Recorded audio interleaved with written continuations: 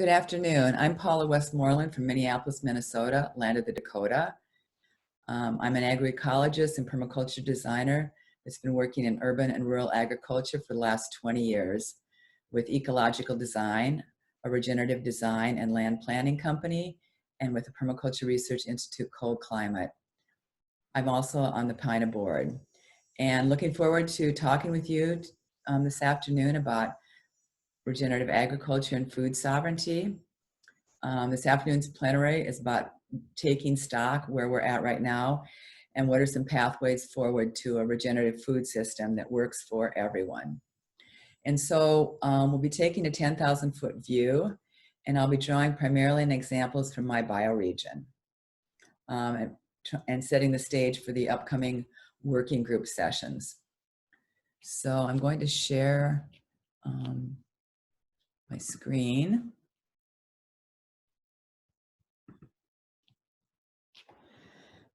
So people often ask what regenerative agriculture is, and it's hard to define.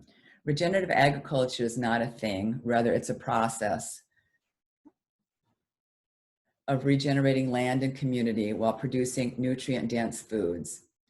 It is holistic, bioregional, and incorporates a wide variety of practices unique to each place, culture, and ecosystem. So it'll look different in Minnesota than it looks like in Mexico or in the Pacific Northwest. It's rooted in land and community practices that work with nature to create abundance for today and future generations. Food sovereignty is at the heart of regenerative agriculture, ensuring that people have access to healthy and culturally important foods, access to land, and access to the skills needed to feed themselves. So as you know, we are in a time of great transition with the industrial system collapsing around us. It's leaving us with some major challenges: a changing climate, contaminated and depleted soil, desertification, catastrophic loss of biodiversity, land concentrated in the hands of a few, an ideology of white supremacy based on land and community disconnection, and very deep social and economic inequality. We are ready to meet these challenges. We have the knowledge and wisdom of ancestors who lived on the land and in community in regenerative relationship for centuries. We have tools, we have appropriate technologies, and many years of people working to lay a foundation that we can stand on. So what building blocks are in place and what is emerging? Even though it's all interconnected, I would like to talk about the building blocks from the standpoint of ecology, social, and economic. So there have been many advances on the ecological front. Much has been learned about regenerating land and water over the last 20 years. We know how to build soil and heal the land from chemical abuse using a variety of regenerative disturbance practices, including grazing, fire, diverse cover crops, and biological inoculants like compost tea,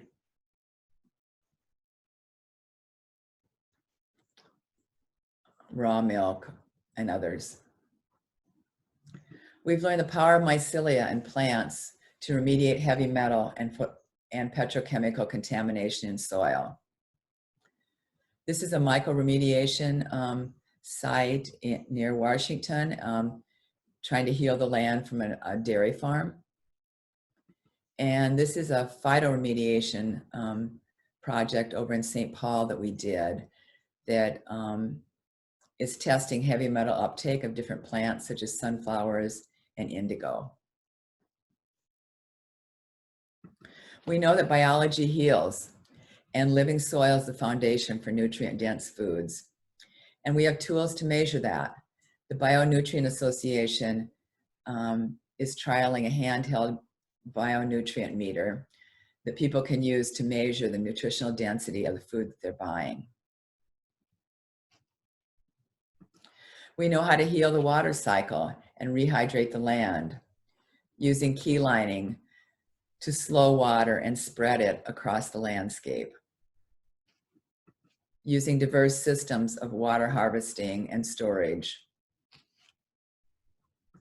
And integrated systems that capture, store, and distribute water across a landscape. These can all be done at the small scale of urban backyard or larger acreages. The groundbreaking work of John Todd in creating self-organizing, beautiful eco-machines that enlist bacteria, fungi, plants, and the other kingdoms of life to heal and restore polluted waters. We are re-engaging animals as land management partners. The DNR and major conservation groups are starting to use goats to clear woodlands and grazing animals to restore prairie and grasslands. Contract grazing is becoming a livelihood in many parts of the country. And our knowledge and experience in holistic livestock husbandry has been deepened with the work of Temple Grandin and others.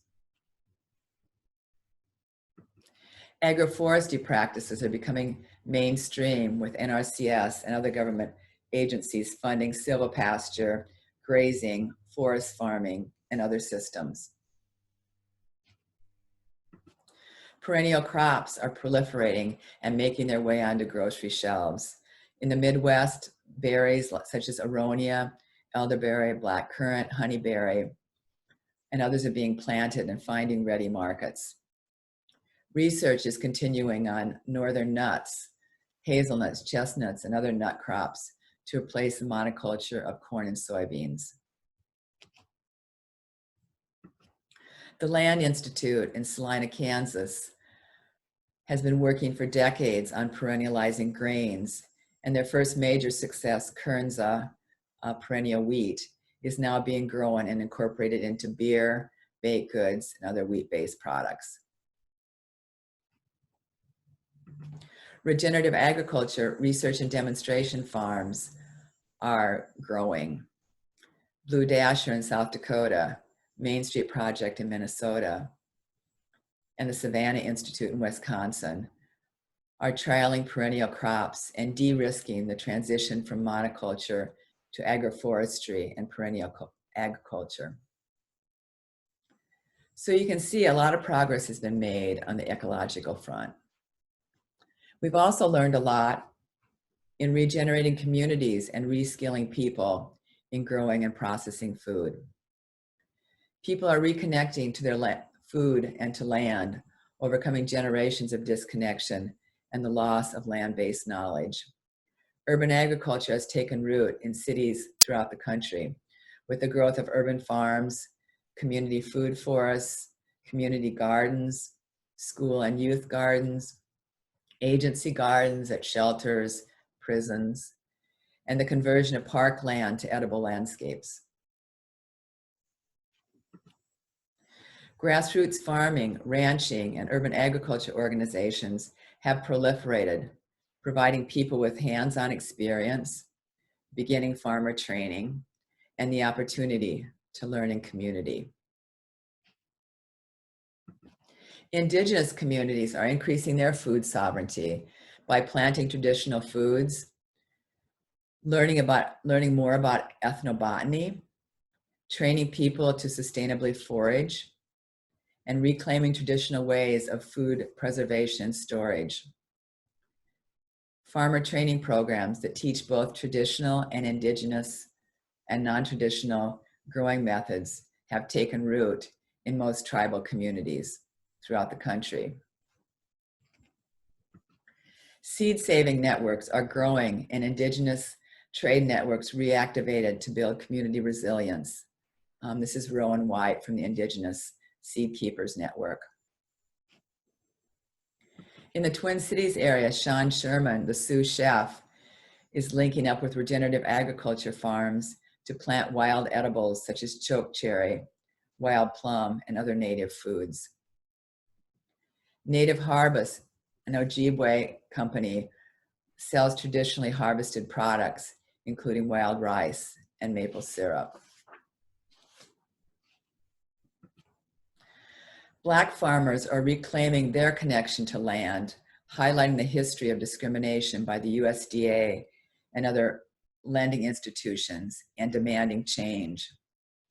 Institutional racism led to the loss of 36 million acres of farmland by Black family farmers between 1920 and 1978. 36 million acres. And a drop of Black farmers from 14% of the farming population to 1.5% in 2014. So Black communities throughout the country are rebuilding their land skills by planting gardens, community food forests, teaching canning and food processing, and reviving the traditional foods of their ancestors. Organizations such as Soul Fire Farm, Black Farmers Network, Black Urban Growers, Appetite for Change, and many, many others are training a new generation of Black farmers with the capacity to increase food sovereignty in their communities. People and animals are moving back to the land. A new generation of regenerative farmers raised in the city, some trained in urban agriculture, are moving to the country to grow food on a larger scale. They are building hubs, bringing their networks, and facilitating the flow of money, knowledge, and resources back and forth, helping build a food system that integrates diverse urban communities and rural farmers. And in the process, they are transforming life in rural America. In urban and suburban communities, ordinances are being changed to encourage urban agriculture, converting vacant lots to food production, allowing chickens, rabbits, and small animals. Aquaponics, rooftop farms, urban farms, and mushroom operations are all taking root in urban and suburban areas. So again, a fair amount of progress has been made. And there have been advances on the economic front. New distribution channels have formed and proliferated, linking farmers with customers. What started out as vegetable, community-supported agriculture farms have, in many cases, transitioned to year-round food security for people, including vegetables, cheese, dairy products, meat products, eggs, honey. Farmers markets, buying clubs, and online farm stores have eliminated the middleman and helped put more money directly into farmers' pockets and fresh food on tables. Food co-ops, farm-to-table restaurants, and farm-to-school programs have grown exponentially with the increasing customer demand for nutrient-dense foods. Real Food Challenge and Good Food Purchasing are helping institutions transition their food systems to regenerative agriculture farms. Food hubs like the Good Acre in St. Paul, Minnesota, are aggregating produce from small farmers, providing access to wholesale and institutional markets. In addition, they provide commercial kitchen rental, warehousing, cold storage, and other critical infrastructure for value-added processing, reducing the need for small farmers to make large investments. Immigrant farmers associations have spread to provide training and farmer support for their communities, along with access to traditional foods for their families. The Hmong American Farmers Association, or HAFA, is a hub for Hmong farmers in Minnesota, aggregating product, marketing, and supporting beginning farmers with land access, training, and financing. Farmer cooperatives are growing. Some are organized around processing and marketing of new perennial crops. The Midwest Elderberry Cooperative in Minnesota and Wisconsin provides production and marketing support in addition to members can share processing equipment. Others, like Shared Ground Farmers Co-op, are organized around a common set of social justice goals, including a living wage for farmers, especially minority, immigrant, and beginning farmers. Shared Ground is a marketing distribution cooperative founded by Latino farmers. They sell through a CSA, farm to school programs, restaurants, and to wholesale accounts. So, with the average age of farmers nearing 58 years old, there's a massive amount of retiring going on right now and massive land transition on a scale not seen since Louisiana Purchase. It's estimated in the next decade that 400 million acres of land, farmland, will change hands. 400 million acres. Who gets that land and what they do with it will help determine the future of agriculture. In Minnesota and Wisconsin, Renewing the Countryside, a nonprofit, is hosting a farmland access hub to tackle the problem by identifying beginning farmers and retiring farmers, matching the two, providing financial support in some cases, and helping facilitate that farmland transition with guides. Similar programs are surfacing in other parts of the country.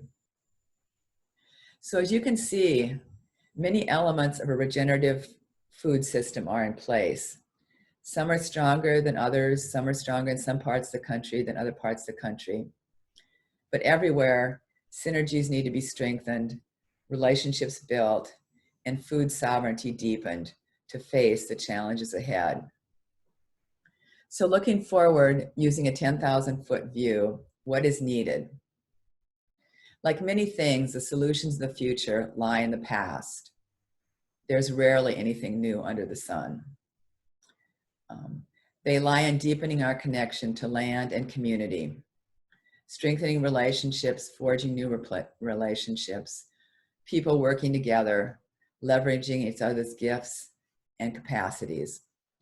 So working groups will be focused on design solutions, but I'd like to share 3 major areas I think need to be addressed. 1, increase farmer access to resources, land, money, support, especially for BIPOC communities. This means building an agrarian commons that transitions land to a new generation of farmers with a focus on Black, Indigenous, people of color, and white and women farmers, providing them the support they need to be successful.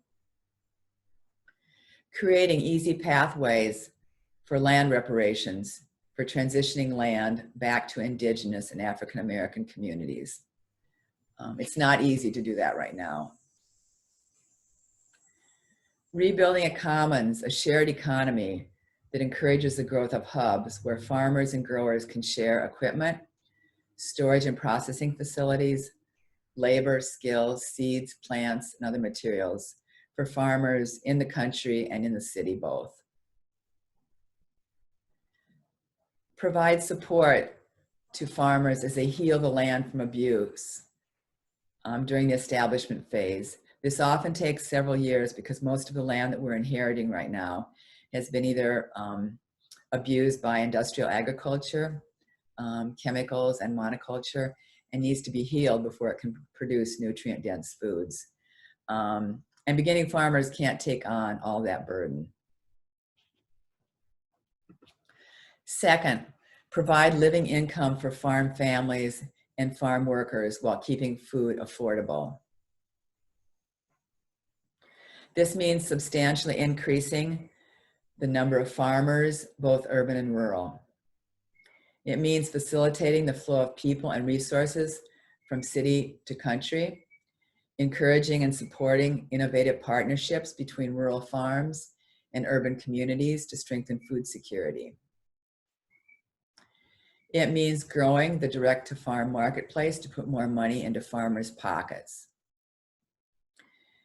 And it also means continuing to reskill our communities so people can grow and process more of their own food, strengthening food sovereignty and reliance. And third, we need to grow the regenerative network and markets. We need to facilitate regenerative connections to bring more people into the system, more people and resources into the system. As you saw on Thursday's demo, mycelia.earth is a tool to help facilitate that. It is designed to empower people to deepen their mycelial threads, to find regenerative resources, exchange, and sell product, and launch projects that can reskill communities, link the city and country, and provide much needed support for farmers. For example, Permacore or skilled teams from the city can help farmers install windbreaks, plant an elderberry field, or remediate a waterway. In exchange, participants can deepen their relationship with particular farms, increase their food security, and have other forms of reciprocity. So for the next 50 minutes or so, we have 3 stories we would like to share with you that speak to some of these challenges and opportunities. First, Julie Ristow is going to talk about the agrarian's commons and shared economy.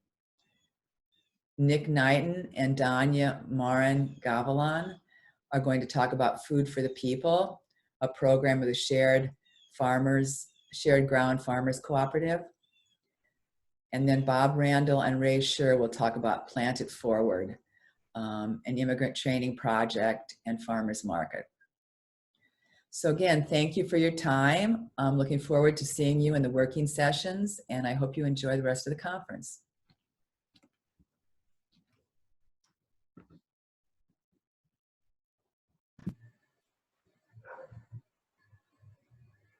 Hello, everyone. I'm Julie Ristow, Executive Director of Main Street Project and the farm here in Northfield, Minnesota in the Midwest.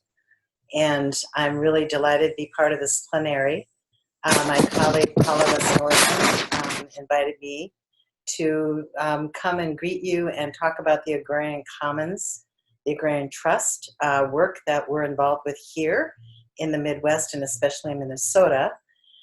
Which I think is a great complement to the regenerative agriculture and local food sovereignty work that you're hearing about and starting to dig into with your working group session. I am completely perplexed that I'm inside recording on a Zoom call. So technology is not my strongest suit, but I'm going to do my best to at least give you an overview and talk to you a little bit about why I think it's important to consider the commons as we move forward in the sovereignty work. So a little bit about myself. I was born and raised on a diversified small farm on the Iowa-Minnesota border and have always been engaged in agriculture and rural affairs really since I was young and in 4-H. We did not use the term sustainable or regenerative when I was growing up, but we had 160 acres that was rotated every year annually and had up to 8 different crops and 5 different animals walking and grazing through it. So I consider a lot of what we're talking about with regenerative agriculture to be part of agricultural pattern that I'm familiar with, also wanting to acknowledge, at least in our neck of the woods, that we were settling on Lakota land in southern Minnesota, a little house on the prairie. Some of you have known that. My own family was not part of the settling pattern, but purchased land later. I do want to just ground us in the fact that, and I'm sure this is happening over and over again in this conference, that these are old ways of being and doing and interrelating and connecting to the land. And what's special about what I've been able to do in the last couple of years with Main Street Project is to actually bring back a demonstration project that really speaks to a lot of, I'm sure, what all of you are talking about. I landed the Main Street Project about 5 years ago. Before that, I was co-directing an effort called On the Commons, which was an international network of folks that were really trying to sort out and push back on the ownership society.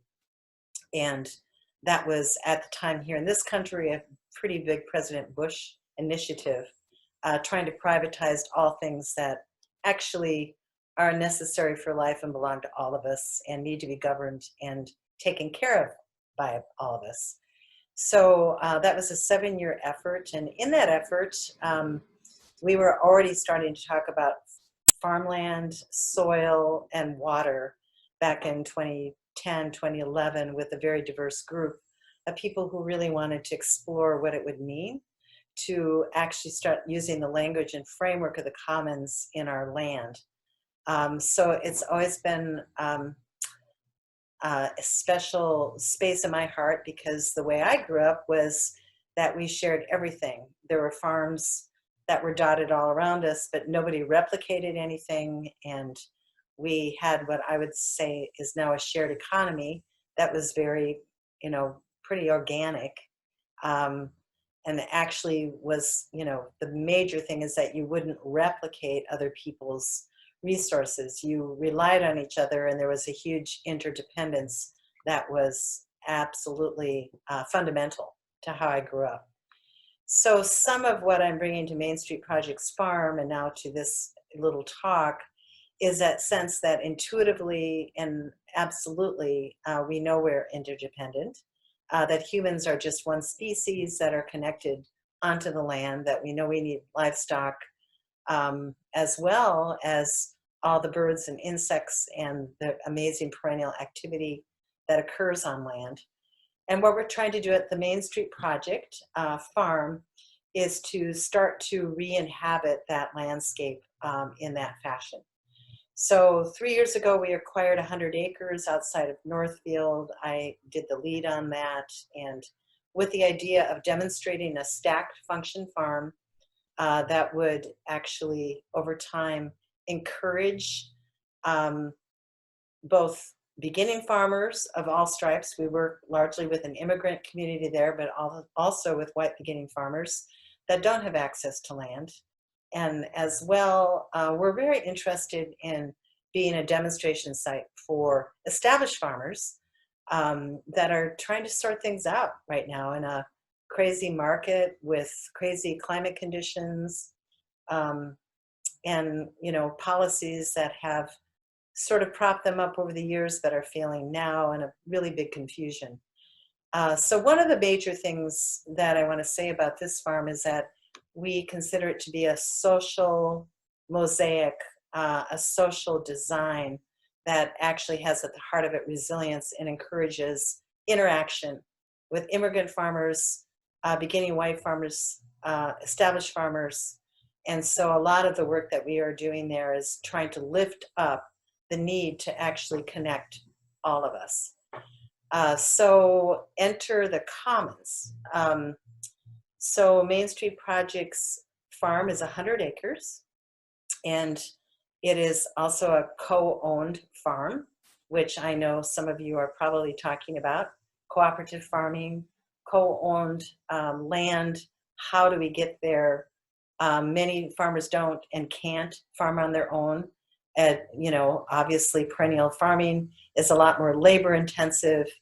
So, this is a huge paradigm shift from the, sit in the tractor with the satellite guidance of, the major problem with a lot of the places where I come from near the Iowa border is that farmers are falling asleep in their tractors because they don't need to be paying attention.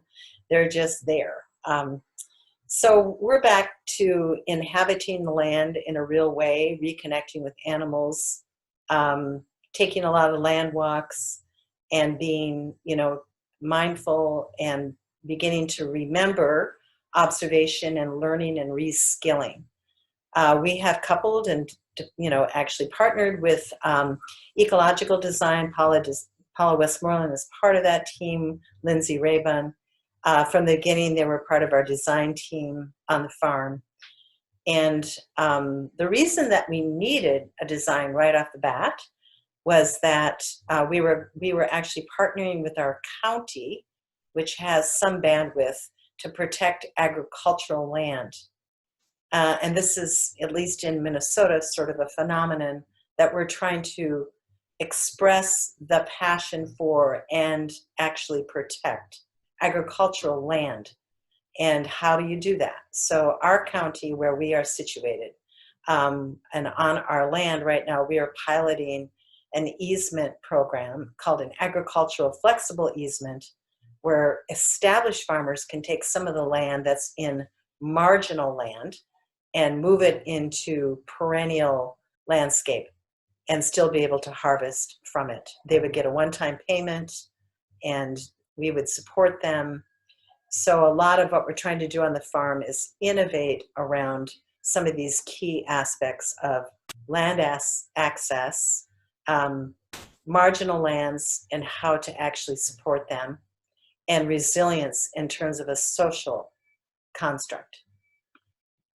So Paula asked me to talk a little bit about the agrarian commons, and I know this has come up in some of your earlier plenary discussions perhaps, but what we're trying to do here in the state of Minnesota, and we're starting with the farm, the Main Street Project Farm and Southeast Minnesota, is to actually lead around a concept called the Agrarian Trust. And for that, I'm going to share my screen and show you a few slides that I hope will help you in this endeavor to better understand what we're doing here. And I'm way hoping that you can see this screen because I have no feedback. Let me see if I can move it. Ooh, that wasn't good. Let me go back to that. Hang on 1 minute. No.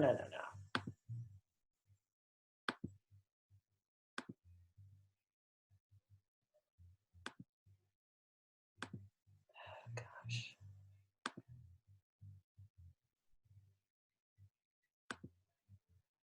I think I'm back. Okay, sorry for the little delay and for my technological insufficiency. So what I'm trying to do here is get this into a bigger full screen, but I'm hoping that you can see it.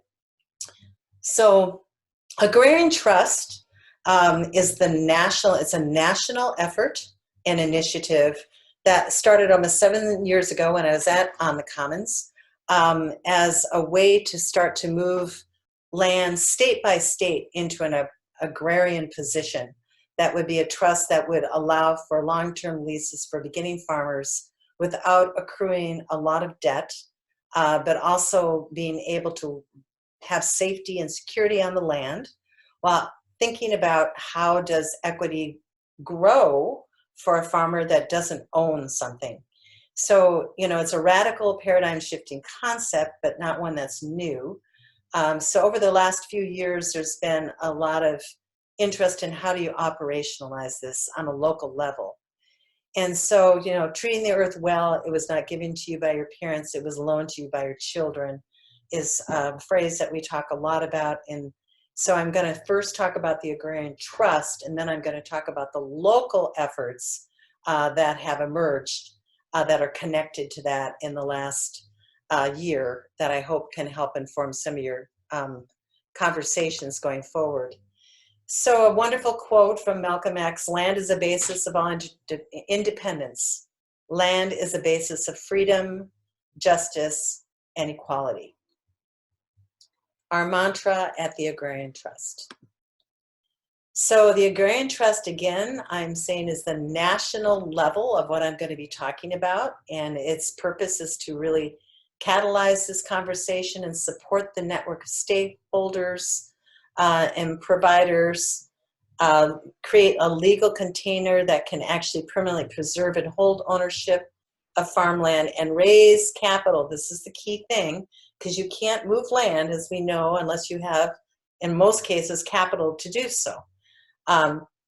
And just to ground it here in the trust principles: commons, transparency, equity for farmers, dignity, opportunity, affordability, protected in perpetuity, restorative justice, diversity.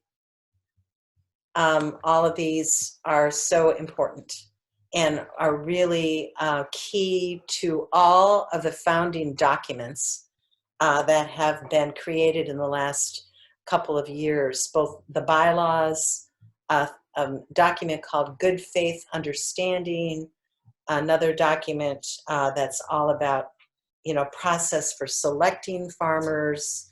There's been a great deal of robust intelligence and heart and passion around making sure the documents that we are working for are founding in a way that makes sense for what we're trying to do.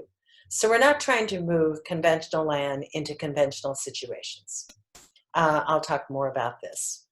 The companion to the Agrarian Trust, which again is the national level, is the local agrarian commons.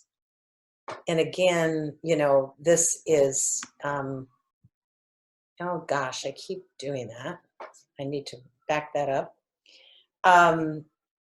This is just really showing the relationship. So the National Agrarian Trust is a 501c3. It's a single 501c3 and it has, support, guidance, and assistance at its basic level. The local agrarian commons are actually a 501c2, which is an IRS structure that was created some time back, but is a landholding structure. And the way it works is that in states that are incorporating these 501c2s, they're subsidiaries of the national level. And the reason I'm going into this is that is what makes it possible to actually locally govern land, connect farmers to land, and create the long-term leases that farmers need. So we have the support of the National Trust and their accompanying of this. Meanwhile, we are, right now, we have already here in Minnesota incorporated our 501c2, which is then connected to the National Trust, which makes it possible for us to move land, hold land, govern land, and work with farmers. I'm going to show you a little bit here about how it works. So if you look over to the right, which is one of those lovely, I'm sure you've seen all sorts of stuff on screens right now, but if you start here, I'm just going to lead you through this a little bit. So in order to begin this, I'd like you to look to the left, and I'm going to put my cursor there. The Agrarian Trust is the corporate, it's the national C3 that I've been talking about. It operates as a C3. That C3 can actually help to move land into this entity right here, the Commons Board. You can see this is connected. So our Commons Board, again, is the local. And this is designed to be locally operated, locally controlled, locally tended to, which makes this work. It's also connected in its constitution to the community. And of course, our biggest work that we are doing here is in this realm. We are trying to identify those farmers who have regenerative practices. For us here in Minnesota, in Southeast Minnesota, we are very focused on BIPOC farmers and farmers who do not have, what I would say, transitional inheritance money that they can acquire or connect to. So this is really very much focused on the kinds of farmers and the kinds of farming techniques that we are very wanting to see happen here. So it's regenerative. Stewardship is about regeneration and actually stack function farming in smaller farms. And at the heart of it, it allows for cooperative farming, which, as we know from a shared economy perspective and from a beginning farmer's perspective that's doing that kind of farming, being able to share resources and share assets and share skills is fundamental to being able to be successful. So this locally governed agrarian commons is very much about that. And you can see this in the bullet points. Sharing in ecological stewardship, conveying long-term leases, supporting farm viability, community wealth, and local agrarian economies. So I was very smitten just a couple years ago. I had been part of sort of the initial thinking about the Agrarian Trust years ago when I was on the Commons, and I was really excited to see how this has been grounded in the fundamental principles that we were talking about years ago, and to see that it's actually come this far, and that we've structured it in a way with a process that supports these kind of values. I'm going to try to move us to the next thing here. We actually had a launch here there were 10 states that launched in May.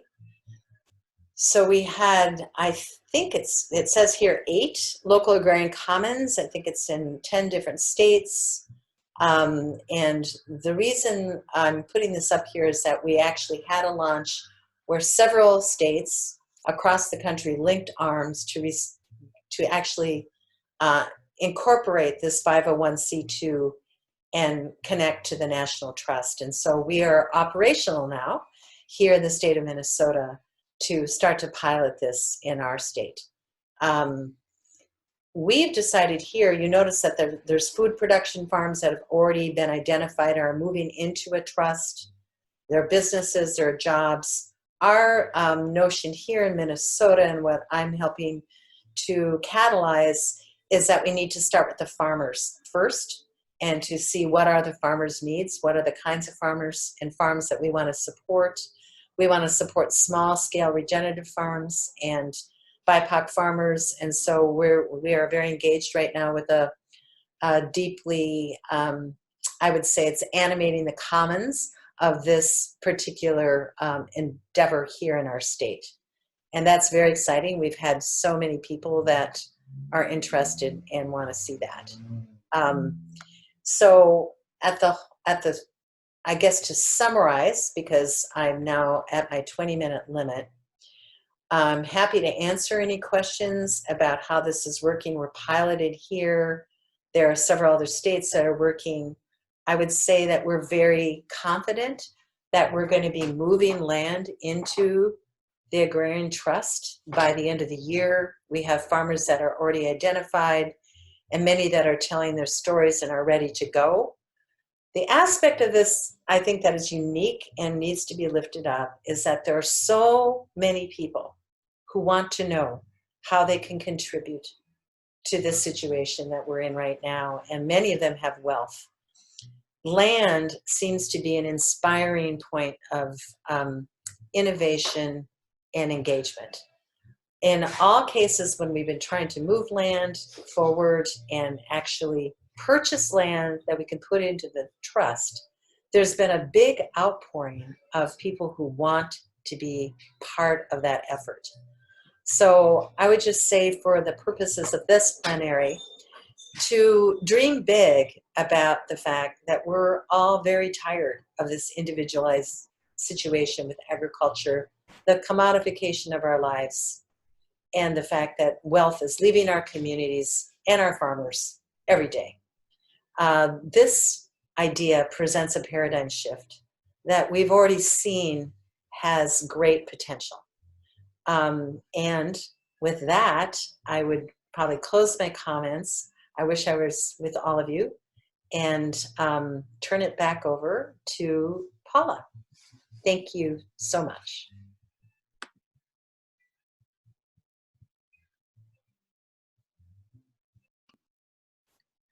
Okay, is it going? Cool. Hello, everyone. Thanks for tuning in. My name's Nick Knighton. I use he and they pronouns. here representing Shared Ground Farmers Cooperative and the Food for the People program. I myself am doing farm work this summer, and I'm happy to be here. Thank you, Paula, for the invite. And hi, my name is Danya. I use she or they pronouns.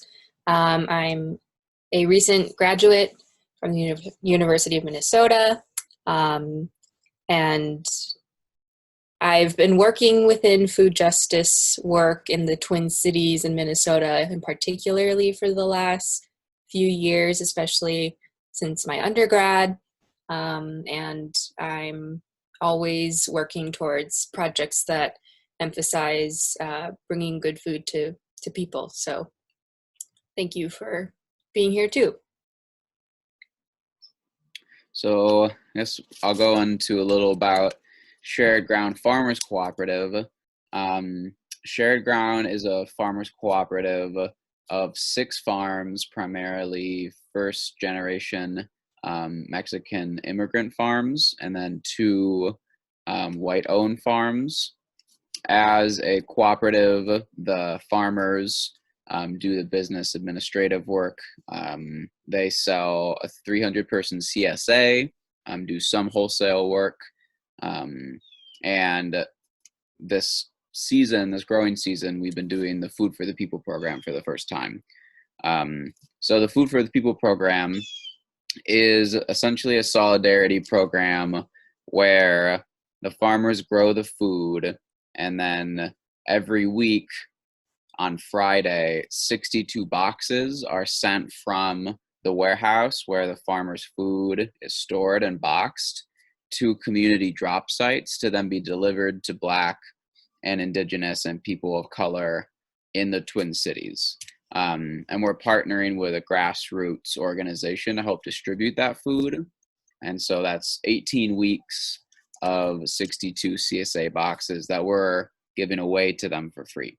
And this program came about as kind of a response to the rising costs in good fresh farm food, and seeing that fresh farm food is becoming more and more inaccessible, and wanting to do food justice work and making that food accessible while paying farmers a living wage for their farm work, and primarily supporting farmers of color.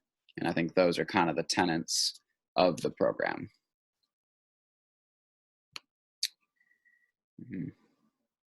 Yeah.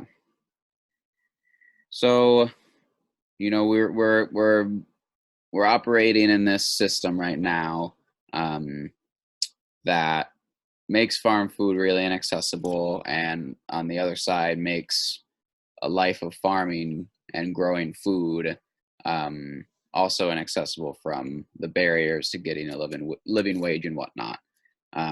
So we have these goals with this program to be able to create conditions for farmers to be able to do good work on the land and get paid for their work, but then also have food be accessible and affordable for working people, for Black, Indigenous, and communities of color. And ultimately working towards food sovereignty. So we want to be food sovereign, and we want to be able to feed our own people without like corporate bureaucracy taking all of the money and all of the food and making it into commodities, and you know, it's hard to even call it food, but like things that kind of make us sick and weak. Yeah. You have anything you want to add about that, Danya? I mean, I think that especially since the pandemic, and then right before this program launched, the uprising in the Twin Cities happened with the murder of George Floyd, and thus that ensued throughout the country and the world. And, you know, this project, Nick and Shared Ground Farmers have sort of, you know, it started before, the idea for it started before the uprising, before the pandemic was at its height, because we knew that food already is completely good food that is grown with right relationship to the land is often incredibly inaccessible to many people, many working class people, and especially many people of color, which, is so backsided when, you have a majority of farmers and landowners in the US being white men, even though, this land was stolen from indigenous people, was built by Black people, and is now being primarily farmed by laborers who are brown, majority Latino and Asian laborers. So it's just, the fact that there's this history of specific types of groups of people that have, have put their work and their labor and their life into making sure we get food are often very similarly the communities that don't have access to that good food. And so that's one of the many concerns and problems with the industrial food system. And I think with this project, especially prioritizing local farmers and prioritizing people who have historically been harmed by the industrial food system, is an approach to think about what the future of food can look like. And especially, again, with the intensity that has been this year. Nick, you always say this, that, we have to, be practicing the future that we want to live. I think that's also just a very holistic, grounding, understanding and lesson within the radical justice community. I think if we want a future of, food sovereignty, of cooperative land ownership and working relationships with the land that are based in holistic reciprocal relationships, then we have to be doing that work now every step of the way. And so this by no means is, a future model, for the future of food, but I think it's definitely the steps that we're taking in the midst of chaos right now is what makes this feel important. So that's what I have to say in terms of the goals. Yeah, I think everything you said really resonates in a way, and it makes me think about the aftermath of the uprising. And we're still in that. We're still in the uprising. Just like hearing and being aware of how fragile our food system is. Even with the pandemic, you hear about all these animals being euthanized. People in the Twin Cities, the grocery stores were on fire and looted, and school kids didn't have access to food. Families didn't have access to food. And the reason people were able to get resources is because neighbors went out to the suburbs and then would bring back food and distribute it on their block. The day after the uprising really became escalated, we spent the whole morning preparing salads and meats and drove that food into the cities to distribute it on Lake Street, which is a couple blocks away from where George Floyd got murdered. And it's because of community coming together and being present for one another's needs is how we're able to navigate these really turbulent times. And I'll tell you, there's never been a time where I feel like my needs have been met by the current food system and the way that food is distributed. Every time there seems like there's a need, people that are able to meet it are the real people in community organizing, farmers, and those that are just present for one another. And that's not our food system. And so it just the more this world changes, the more it's clear that we just need direct relationships from the place where food is grown to the place where people live.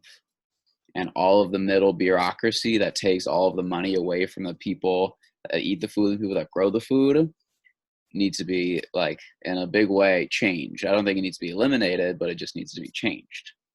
And the people should have control over it, not business people that work in offices all the time. You know what I mean? It always just makes me mad that people in offices decide how the food system operates when they're not the ones growing the food. Like, that's so idiotic to me. You know what I mean? And they're just like make all the money off of it. And it's just like stupid. It's just all. And so this program is our response to that idiocracy and that stupidity, and be like, farmers should grow food and then give it to people that need it the most. And farmers should get paid a living wage for it. Like, that seems so straightforward to me. And yet it's so complicated. You know, one of the big challenges we have is, you know, we're offering this food for free and we have fundraisers and we're trying to raise enough money, but like, it's really difficult to raise money. And as people that are working so much, trying to run like a really cohesive fundraiser and do all of the other farming work and just like take care of your family and your people, like, I think one of the biggest challenges with this program is actually generating the funds to pay the farmers, and also not being a nonprofit, because so many people won't give money to cooperatives because they're not tax exempt donations, which is frustrating. Like, a lot of people have said, we can't give you money because you're not a nonprofit. So, you know, big challenge has been raising money, and looking forward to next season as this one kind of comes to a close. Like, we really just need more people doing logistical organizing work in relationship with the people growing the food. So people growing the food shouldn't have to do all of the logistical organizing work and grow the food.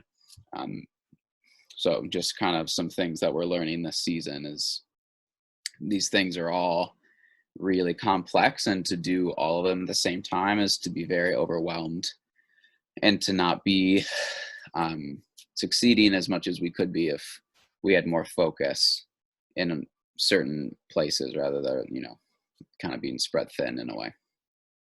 And I think that example of that first week of the uprising, being so amazed that suddenly the amount of abundance that there is actually out there, Right. Considering the government and police and, you know, city officials weren't supporting the people at all in Minneapolis and St. Paul. It was rather people from those communities or the outside suburbs who were like, oh my goodness, people don't have grocery stores, people don't have these necessities. And suddenly there was donation sites that were just overflowing with material and food. And so that's like not, you know, like that whole situation has just, I think, reminded a lot of people that there is abundance, and we aren't, you know, we shouldn't have to act from this, you know, space of scarcity. That was the word. Yeah, scarcity thinking. You know, like the resources are out there. There is food for everyone. There are resources for everyone. It's just a matter of how that gets distributed. And so while that is one of the, you know, goals of this project, yeah, like you were saying, Nick, that one of the main challenges is connecting with people who perhaps have resources or ways to help and redistribute. And you know, that's really how we see a lot of this progressing, is being able to tap into resources and points of abundance, because, you know, they're out there. And the industrial food system isn't going to help us get there. So it's really up to relationships to tap into those points of abundance. And I think something I've been learning working with in kind of the folks growing the food, and then there's, you know, a lot of folks in the cities that are wanting to do food justice work and are, you know, in process of doing that work. What I've been realizing is that, like, there just needs to be, I think, a lot more honest conversation around the fact that, like, we shouldn't need like food pantries, and we shouldn't need charity, and we shouldn't, you know what I mean? Like, if we're really honest about what food justice means, in my opinion, it means that people should be able to provide for themselves and their community without others involved. Because 100% of the time, who knows what we need best? Ourselves, our communities, our families. Like, people shouldn't be making decisions just like, okay, I'm going to put this food on the food shelf, and people come in, you know, and they get food, but it's not maybe appropriate for their diet. It's not culturally appropriate. Like, people should be able to make decisions for themselves. And so ideally our program wouldn't have to exist, and food sovereignty can just be a basic reality that we all experience. And I think, you know, urban rural relationships being kind of at the core of what that looks like, community gardens and urban spaces, people not having lawns and growing food, like, there's so much work we can do. And I think working with those organizations, like really framing the fact that, like, hopefully we all don't have to exist in the food justice realm because people just have their needs met, you know, and that's kind of, in my opinion, the North Star. We're so far away from that at this point that, like, our program has to exist, and it will continue to exist, and it will get bigger. The more money we'll get, the more people we'll feed, and hopefully be able to, like, develop farms just to feed our community in the Twin Cities, like having that direct relationship. Yeah, I don't know, Danya, what do you like in terms of this work of, like, where we are right now and where you want to be by the time, you know, you die, to hand this world off to the next generation? What would you like to see happen? Yeah. I mean, I agree. I completely agree with, you know, I don't want to have this program exist.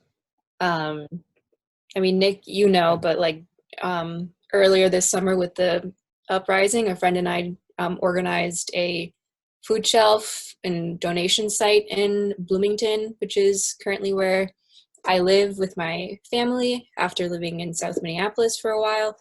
And so I don't know. I myself have problems with that, because even though it was, you know, it has been very helpful, I don't want to have, you know, people relying on one source and people relying and being dependent on, you know, other folks to get their food or to get what they need. You know, I would love to see how this program could develop, whether that's in the next few years or in 10 years or however. You know, I'd love to see it develop where it's very participatory, and the relationships are really strong between, you know, everyone, between the farmer up until the mother serving the food for her children. You know, I would love to see those relationships be incredibly strong, and also having more and more opportunities for people, especially Black, Indigenous people of color, to farm themselves, or to grow their food, or to teach other people how to grow their food, or to just have some land to, you know, not have to, you know, rely on free food. They can just, they'll have the resources to do that if that's what they want to do. And so whether it's an aspect of training or, you know, land ownership or whatever, I would love to see this transition from, hey, here's this free food we grew for you. Hey, you know, I'd love to see it from that to go to, hey, we've grown this food for you, but also if you would like to come and learn how to do this yourself, that is most definitely an option and in fact encouraged, and and have those relationships where people feel empowered versus oh, this is I have to rely on this. Right. Um, Not only here's the food we grew for you, but here's like all this money and right. resources and tools to go and grow that food. Because I know so many people that are like, I would love to be producing more food right now, but because of this horrible capitalist system we live in, the people that really have that urge, primarily our Black, Indigenous people of color, have that passion, have the community that they want to be feeding in relationship, just don't have access to that because they're not old and white, which is who has all the access right now. So like there's just so much structurally that has to change, and to get past this charity model, like ownership is always on my mind. Like charity does not change ownership. Right. Like ownership of land, ownership of equipment, ownership of like, you can't really own seeds, but like, you know what I mean? Not the reverse of ownership of seeds, like collectivizing seeds, say all, the things all of our ancestors used to do. Like, let's just not have ownership in the hands of such a small group of people. Right. I think And that charity is not changing anything for the long run at all.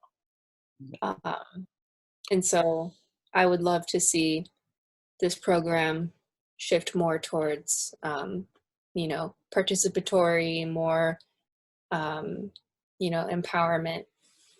And, I think that's how change happens with Right. people like that. I don't know if we're recording this right now, and I put the link for the GoFundMe in the chat. I'm not sure if the people watching this can see that right now, but if you Google GoFundMe, one word, food for the people, it should be the first thing that comes up. Also, if you're interested in donating and participating in volunteering your time, helping raise money, we need that help. My email is nick.knighton12@gmail.com, is NICK period KNIGHTON 12@gmail.com, all lowercase. So yeah, feel free to reach out, and yeah, please do spread the word. We need all the help that we can get, and hope that we can do this transformative work in community and in relationship. Is there any last thing you want to mention, Danya? Just that farmers deserve so much more than they're given and able to have right now. And so do many working class people who can't afford their food. And so I think this program is a step towards acknowledging that relationship and hoping to change it. Word. No, I feel like I have just go ahead. Do it. Donate. I'm sure they will be given links and such to that information. Right. Yes.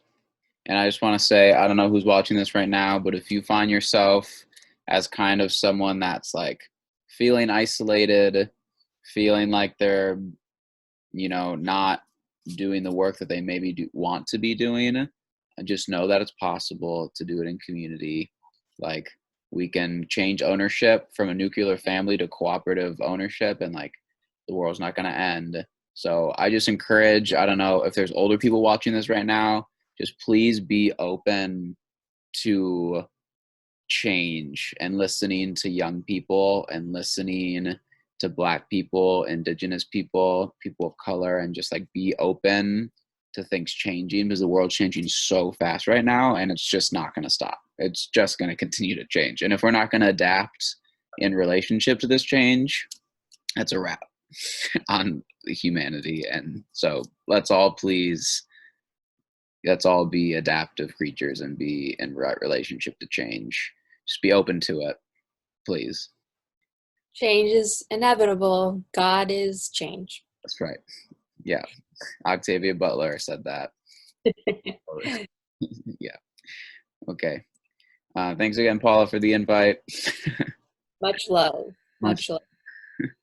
Bye-bye. Hi, I'm Ray Scher, and this is Bob Randall, and we're here to talk about regenerative agriculture in Houston. I got my permaculture certificate in 1990, I think, and I've been teaching permaculture for maybe however long we've been teaching in Houston, 20 years, 18 or 20 years, I'm not sure. Bob may know better. And teaching and volunteering with Urban Harvest, teaching organic gardening classes, and other stuff. And Bob?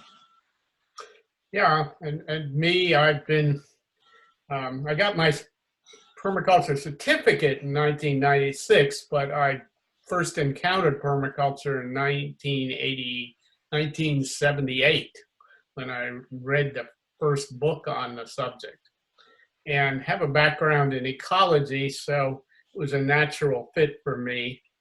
I've been on the Permaculture Institute of North America board now, kind of since 2016.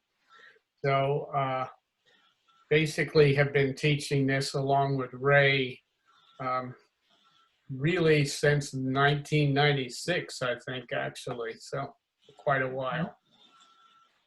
Regularly since 1999. Yeah. So we want to talk a little about the start of farmers markets in Houston and how they developed and what came out of that. And so I really don't remember, I probably wasn't in the conversation about how farmers markets first started in Houston. So Bob, I think you were, so can you tell us a little about that? Certainly, Ray. What happened here was that there was a huge economic crash in the late 80s, and I had started teaching organic vegetable gardening and fruit gardening in 1986 out of my house. And so I got volunteered for the Interfaith Hunger Coalition's community gardening program, which they were just beginning, and went on staff there in 1988. One of my mentors was County Agent Arnold Brown, who basically had been maybe 10 years or so working on various aspects of community gardening in inner city Houston. And he was pretty insistent that the way to really change things here was to get people doing more market gardening, especially people who were income challenged, because he said it was a potential market and it would work. And so that was on the table for us from our earliest meetings, but because of the way Interfaith Hunger Coalition worked, it wasn't something we could do there. But as soon as we started Urban Harvest in 1994, it became a major priority of somehow doing it. And by 2001, the various struggles we had had to get it going finally morphed into a farmer's market. But we did many things. Permaculturalist Kevin Topek did some serious research on whether or not you could even do this stuff. So, and several other permaculturalists lend a hand on this. Great. Now I know some background to that, and I'm sharing my screen now. I should add, Ray, that I left out one thing. Okay. I finally learned how you could do it from the person who had started the farmers market system in New Orleans, Richard McCarthy IV, and he basically said you needed to do about 4 things to get a farmers market started. One is you needed to hire a manager, at least part-time, for several years. You needed to find a place where you had it at 52 weeks a year with adequate parking. And you needed to get at least 6 growers who were willing to show up every week for a year, even if they didn't make money. And at least 20 families who are willing to show up nearly every week and buy stuff, even if they didn't much like it. And he said, if you do that, you won't be able to count the customers in 6 months. And that's sort of where I came in. I was on the committee at Urban Harvest to help form the market, and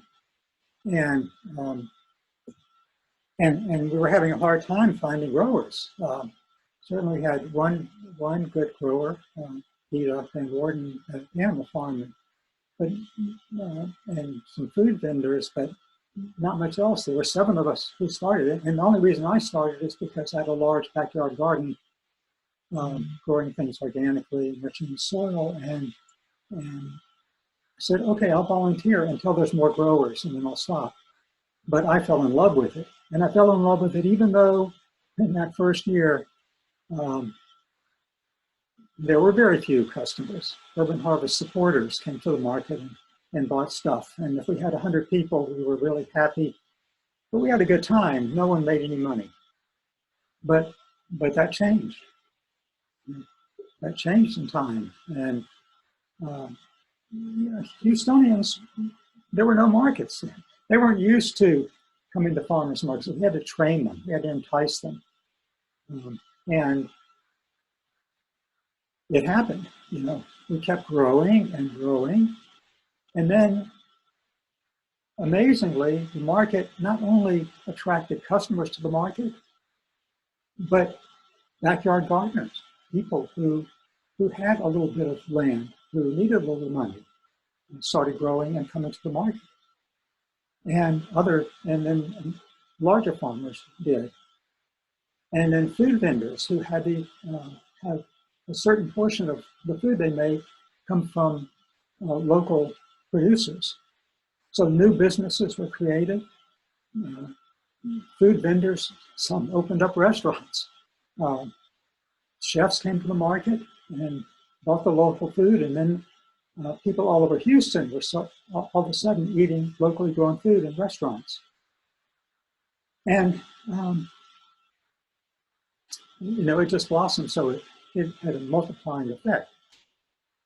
And of course, now there are 17 markets all over Houston, probably more. The Urban Harvest market is the largest by far. It attracts thousands of people every single Saturday. Urban Harvest also has a downtown market at City Hall on Wednesdays. And everyone from the suburbs to urban areas, they just know we're going to markets. And any time that a market opens up now, it's just right away flooded with customers. So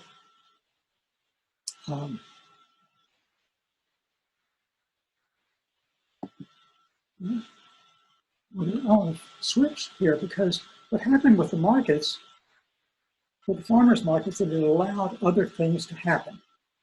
And that's what I'm going to talk about now. Yeah, I'd say it did all sorts of things. It got people interested in taking our classes and how to grow things. And it inspired school students who did various projects at the market. Lots of things, but the various growers are really pretty amazing. Tell us about Planet Forward Farms, Ray.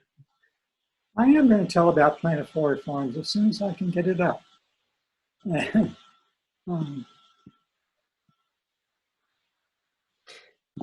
I used to give talks about how you could help train people in farm and market gardening, and they could make a reasonably decent wage and income based on some of your research, Ray, and that people ought to help others do it, that we needed organizations doing this.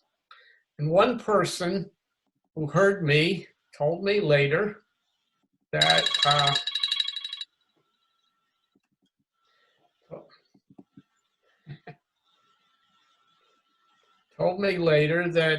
it had inspired her.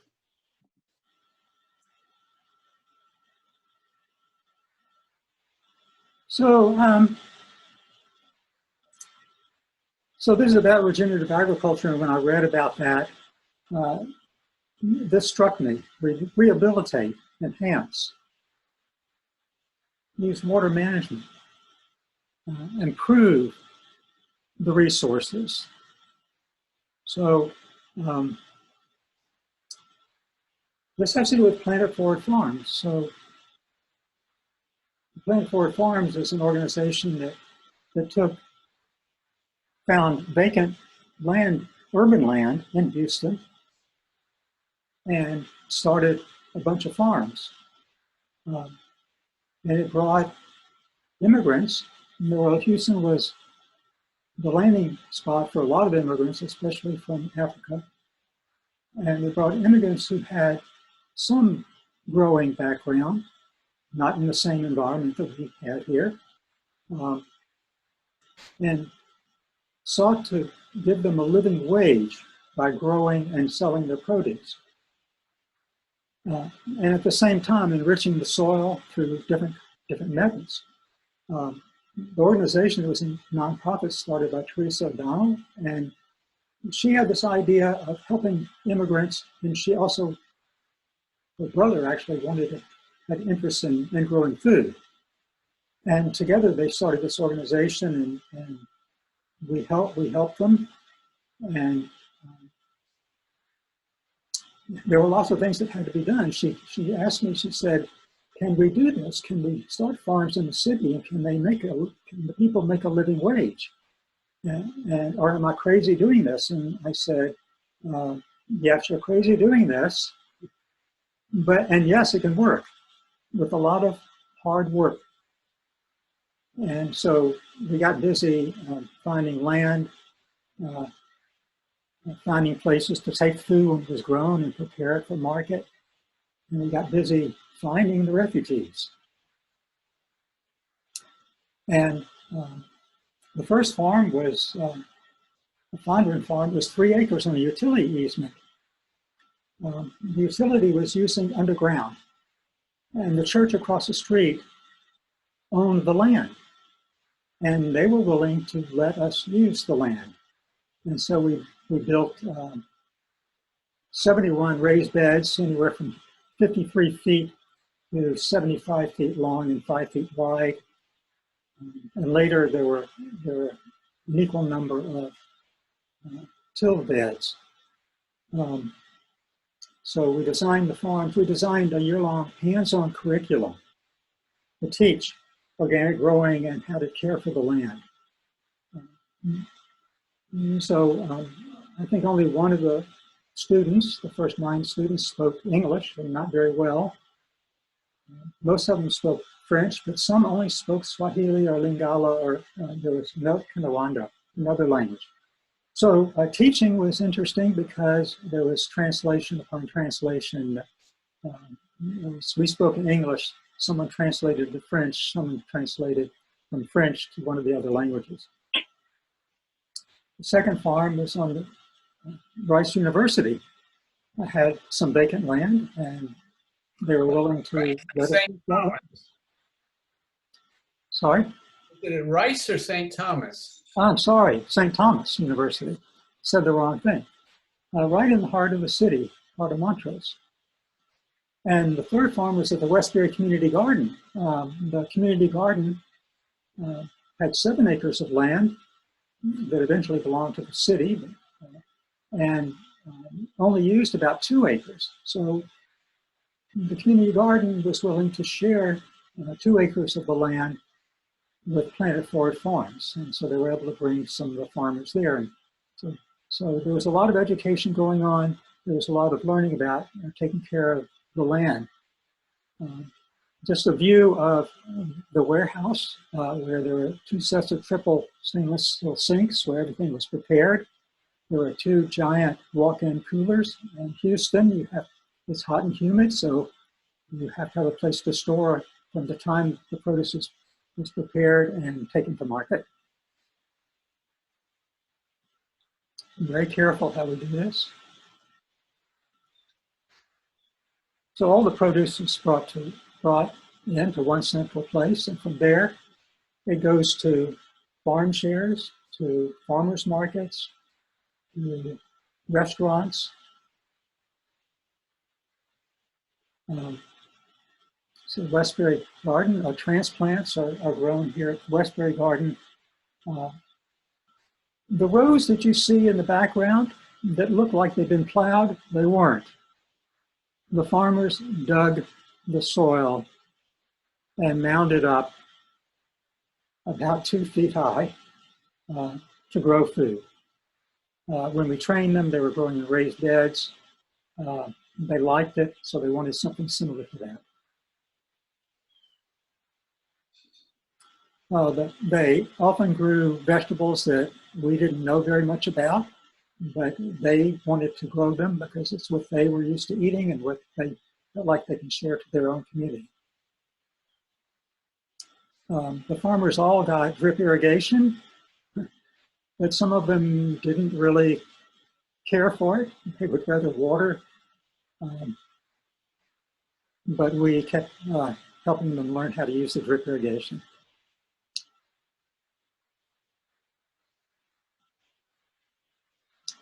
At each farm, we built hedgerows of native plants to attract beneficial insects to the gardens, the farms. And the farmers often were very creative in how they did things. These are tomato vines, and they didn't have the money. The organization didn't have the money to cage them differently or trellis them differently, so they figured out ways to get the vines up onto different kind of things. And they did produce lots of great tomatoes. These are farm shares. This is an idea of how a farm share is. For Planet Forward, I think that there are 12 sites that farm shares are taken to every week in the city. And they're dropped off like this, and there's a volunteer coordinator at each site that distributes the food. And then farmers markets were really a big boon to the farmers. They had to learn how to speak English, how to engage the customers, how to keep track of their finances, and Planet Forward taught them all of that. The farmers are in 7 markets. And then there were farm stands. So Planet Forward had farm stands built, mobile ones. And every farm had a farm stand.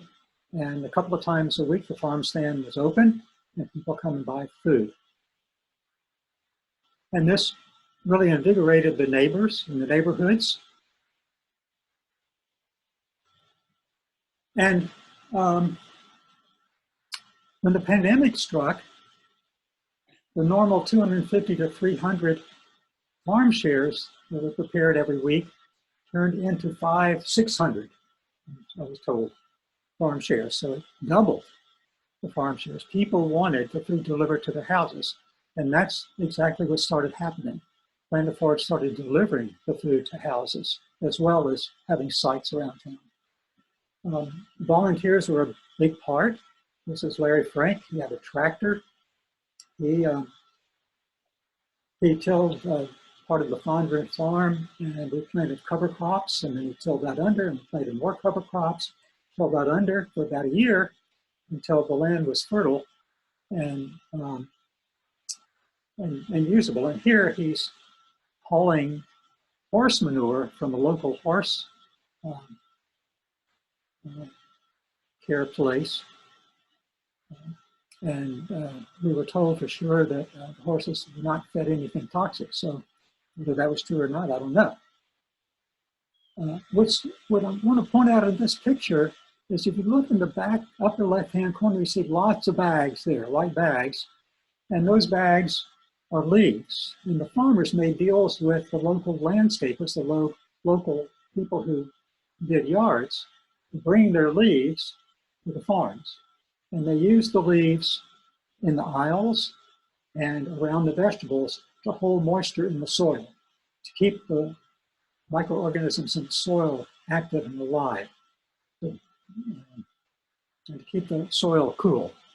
And if you know anything about Houston, that's very important. And then the leaves broke down into nutrients to feed the soil.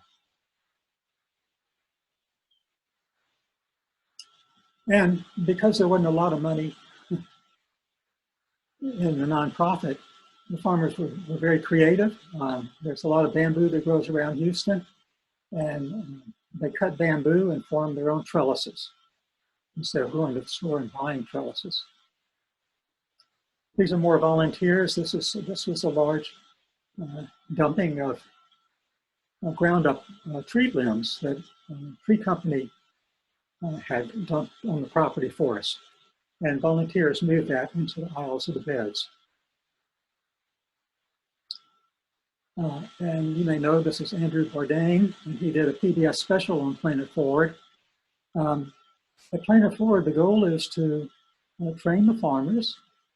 Hopefully, if they want to, they go find their own land and have their own farm. And 3 farmers have done that so far. The farmer next to Andrew Bourdain, Guy Moulette, he had a farm and he was a sous chef before he came to Planet Forward. And so he still worked as a sous chef and brought the produce to the restaurant. Now, he's not a farmer anymore. He's actually a chef at one of the high-end restaurants in Houston because they realized how wonderful a chef he was. And so these are the kind of success stories we like. You know, regenerative agriculture is more about this, more than just the soil. It's about the people and what can become of people. There are many celebrations. These are volunteers and farmers and farm share members all together in celebration. And this is a t-shirt from Planet Forward Farms. It is essential. Farm work and regeneration is essential. So that's the story for Planet Forward and for Urban Harvest Farmers Market. Bob, do you have any questions about any of this? Well, it's a beautiful example, Ray, and I don't really have any questions. You covered it, I thought, very well. It is an example of what you can do, and I know that if anybody wants to get in contact with you, if they're trying to do this in another city, or even a large town, I'm sure you would be. Yeah, I'm open. I'm open to talking about it. Quite willing to that. Yeah. So great. So I think that's our presentation.